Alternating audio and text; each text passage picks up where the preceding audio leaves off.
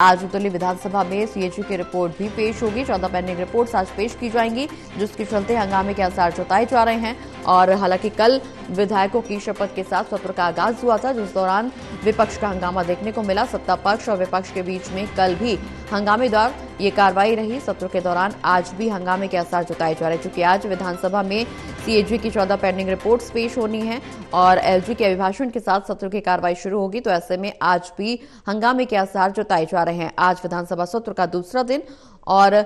सत्र के दूसरे दिन एलजी के अभिभाषण के साथ कार्रवाई शुरू होगी। ज्यादा जानकारी के लिए हमारे साथ हमारे सहयोगी प्रणय लाइव जुड़े हुए। प्रणय, आज विधानसभा सत्र का दूसरा दिन है। दिल्ली में आज भी हंगामे के आसार देखने को मिल रहे हैं, क्योंकि कल हमने देखा कल कई मुद्दों को लेकर के विपक्ष हमलावर रहा सरकार के ऊपर और इस दौरान विधायकों को चूंकि शपथ भी दिलाई गई। कार्रवाई आगे जैसे जैसे बढ़ती हुई नजर आई, सदन की कार्रवाई हंगामे के भेंट चढ़ गई। चूंकि आज सुबह 11 बजे तक के लिए सदन की कार्रवाई स्थगित की गई थी, आज क्या कुछ माहौल बनता हुआ नजर आ सकता है?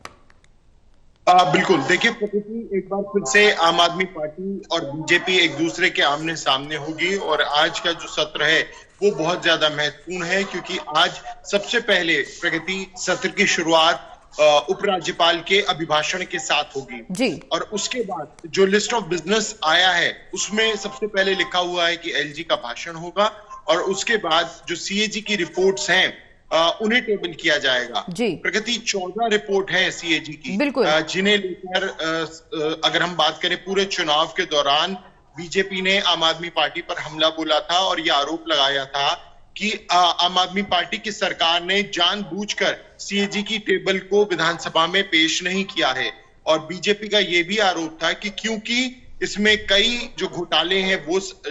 उसका उजागर हो सकता है, यही कारण है कि इन रिपोर्ट्स को पेश नहीं किया गया। तो अब बीजेपी इन रिपोर्ट्स को विधानसभा में पेश करने जा रही है। ये रिपोर्ट पूर्व मुख्यमंत्री अरविंद केजरीवाल के आवास से जुड़ी हैं, शिक्षा के क्षेत्र से जुड़ी हैं, इसके अलावा शराब घोटाले से जुड़ी हुई हैं और अलग अलग विभागों से जुड़ी हैं। और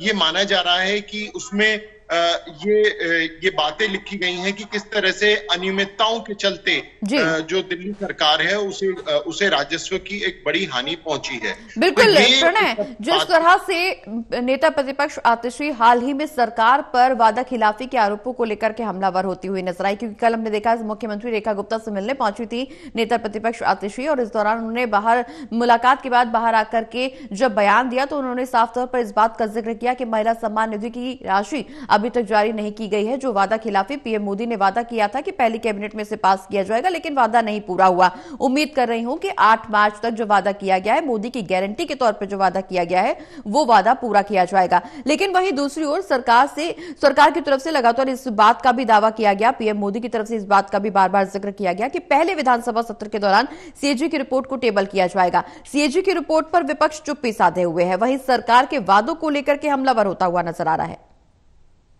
बिल्कुल, देखिए आपने ठीक कहा, सीएजी की रिपोर्ट पर कहीं ना कहीं आम आदमी पार्टी बैकफुट पर है। और हमने कल भी ये बात देखी कि कल भी एक मुद्दा उछाला गया विधानसभा में तस्वीरों को लेकर,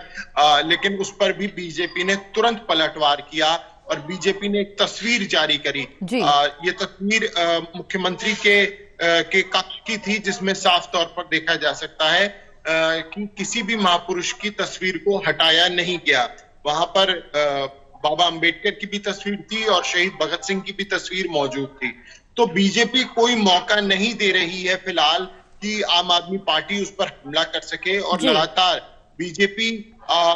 सदन के अंदर की बात करें, सदन के बाहर की बात करें, वो आम आदमी पार्टी को घेरती हुई नजर आ रही है। और जैसे कि हम लगातार चर्चा कर रहे हैं प्रगति क्या की रिपोर्ट्स को लेकर, तो उसे लेकर भी जो बीजेपी का हमला है वो और भी ज्यादा तेज हो जाएगा। एक और महत्वपूर्ण बात मैं यहाँ बताना चाहूंगा कि कल जब सदन की कार्रवाई स्थगित हुई उसके बाद मुख्यमंत्री रेखा गुप्ता, कैबिनेट मंत्री और कुछ विधायकों ने उपराज्यपाल से मुलाकात भी की थी और वहां पर भी चर्चा की थी। तो आज का दिन महत्वपूर्ण है दो लिहाज से। पहला, उपराज्यपाल का अभिभाषण होगा जो सरकार के आगे के कार्यकाल की क्या कुछ दशा और दिशा रहने वाली है उसके बारे में जानकारी देंगे। और दूसरा, कैग की रिपोर्ट को सदन के पटल पर पेश किया जाएगा, जिससे कहीं ना कहीं आम आदमी पार्टी असहज होती हुई दिखाई दे सकती है, क्योंकि बीजेपी का दावा है कि उन रिपोर्ट्स के जरिए आम आदमी पार्टी के घोटालों का जो स्थिति रही है पिछले 10 सालों में, सरकार ने क्या कुछ किया है, वो जनता के सामने आएगा। चलिए, बहुत बहुत शुक्रिया प्रणय, ये तमाम जानकारी हमारे दर्शकों तक पहुंचाने के लिए। तो कुल मिलाकर के दिल्ली में नई सरकार के गठन के बाद से लगातार सियासी हलचल तेज है। दरअसल विधानसभा सत्र का आगाज हो चुका है, आज सत्र का दूसरा दिन, और ऐसे में सत्र में हंगामे के आसार जताए जा रहे हैं। ज्यादा जानकारी के लिए रिया भी हमारे साथ, हमारे सहयोगी जुड़ी हुए हैं। रिया, जिस तरह से विधानसभा सत्र का आज दूसरा दिन बताया जा रहा है, एलजी के विकास कार्यों का रोडमैप, एलजी सरकार के विकास कार्यों का रोडमैप पेश करेंगे, साथ ही साथ सीएजी की रिपोर्ट भी टेबल की जाएगी। तो ऐसे में एक बार फिर से सत्र हंगामे की भेंट तो नहीं चढ़ जाएगा, क्योंकि हंगामे के आसार लगातार जताए जा रहे हैं। रिया जी बिल्कुल, देखिए प्रगति, जिस तरह से दिल्ली विधानसभा का जो ये 3 दिवसीय सत्र है उसका पहला दिन बीत चुका है और आज दूसरा दिन है, और ये दूसरा दिन काफ़ी ज़्यादा दिलचस्प होने वाला है। हालांकि पहले दिन में ये क्यास लगाए जा रहे थे कि जो शपथ समारोह है सिर्फ वो आगे बढ़ेगा और जो कुछ खास चर्चा है वो विधानसभा के सत्र में नहीं हो पाएगी, लेकिन कुछ समय मिलने पर ही, या फिर आप कह सकते हैं कि थोड़ा मौका मिलने पर, विपक्ष ने कहीं ना कहीं पर कई मुद्दों के साथ जो सत्ता पक्ष है, जो सरकार है, उसे घेरने के पूरे प्रयास किए, जिसमें हमने देखा कि आतिशी ने, जो कि नेता प्रतिपक्ष हैं, उन्होंने महिला सम्मान निधि के माध्यम से और उसी के साथ में सीएम कार्यालय में भगत सिंह की तस्वीर और साथ ही साथ में बाबा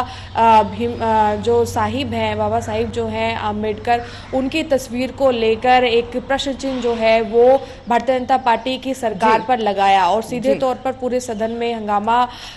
जो है वो हुआ इस बात को लेकर। और सीधे तौर पर उन्होंने ये कहा कि भारतीय जनता पार्टी जो है वो दलित विरोधी पार्टी है, और जिसका एक उदाहरण विधानसभा सत्र के पहले ही दिन में ही देखने को मिल गया। हालांकि कल इस तरह की हलचल होगी इसकी जानकारी नहीं थी, क्योंकि कल निर्वाचित जितने भी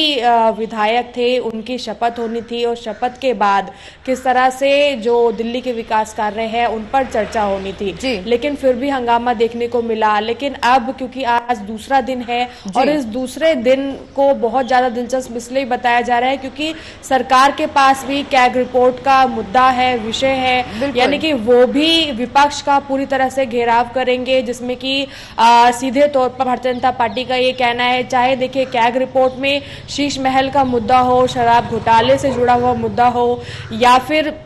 चुनाव के समय में आपने देखा कि कई सारे ऐसे आरोप थे जो कि आम आदमी पार्टी के ऊपर थे। तो ऐसे में सरकार का यही कहना है कि विपक्ष ने अपने समय पर, जब वो सरकार में हुआ करते थे, तब कैग की रिपोर्ट को पटल पर इसलिए सामने नहीं लाया क्योंकि उन्हें जो अपना वित्त एक प्रकार का जो मिला था सरकार को दिल्ली की जनता के लिए, उन्हें इस्तेमाल करने के लिए उन्होंने इस्तेमाल ना करके घोटाला किया। अगर वो लेकर के घमासान जरूर देखने को मिल सकता है, लेकिन अब कहा यह भी जा रहा है कि चूंकि उपराज्यपाल के अभिभाषण के साथ सदन की कार्रवाई शुरू होगी आज के दिन की, तो ऐसे में इस बात की भी उम्मीद जताई जा रही है कि सरकार का अगले 100 दिन का रोड मैप क्या कुछ होगा, इसका भी खाका सामने रखा जाएगा।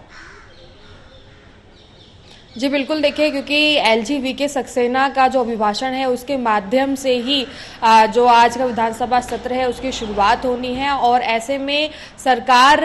का जो रोड मैप है विकास कार्यों को लेकर भारतीय जनता पार्टी का, उसका भी एलजी जिक्र कर सकते हैं, क्योंकि भारतीय जनता पार्टी कई बार अपने बयानों में ये कह भी चुकी है कि जब सरकार का गठन दिल्ली में होना है, यानी कि जब सरकार बन रही थी उस समय पर ही ये कहा गया था कि 100 दिन का संकल्प है जिसके अंदर भारतीय जनता पार्टी सिर्फ विकास कार्यों पर काम करेगी। और उनका ये आरोप भी है कि जब सरकार जो है कहीं ना कहीं पर दूसरी जब सरकार हुआ करती थी तो उन्होंने जो सरकारी खजाना है उसको कहीं ना कहीं पर खाली किया है, लेकिन वो सारी चीजों को दरकिनार करते हुए भारतीय जनता पार्टी इस बात पर फोकस्ड है कि दिल्ली में अगर भारतीय जनता पार्टी की सरकार बनी है और दिल्ली की जनता ने भारतीय जनता पार्टी पर विश्वास जताया है, तो ऐसे में 100 दिन के संकल्प के अंदर जिस तरह से दिल्ली का विकास हो सकता है, पहले उन सभी विकास कार्यों को पूरा किया जाएगा, जिसका जिक्र जो है एलजी वीके सक्सेना अपने भाषण में कर सकते हैं, ताकि राजधानी दिल्ली के लोगों को ये पता चल सके कि बीजेपी का विकास का जो रोड मैप है दिल्ली को लेकर वो क्या है। तो इस बारे में भी सदन में चर्चा होने की पूरी संभावना है। चलिए, बहुत बहुत शुक्रिया रिया, ये तमाम जानकारी हमारे दर्शकों तक पहुंचाने के लिए।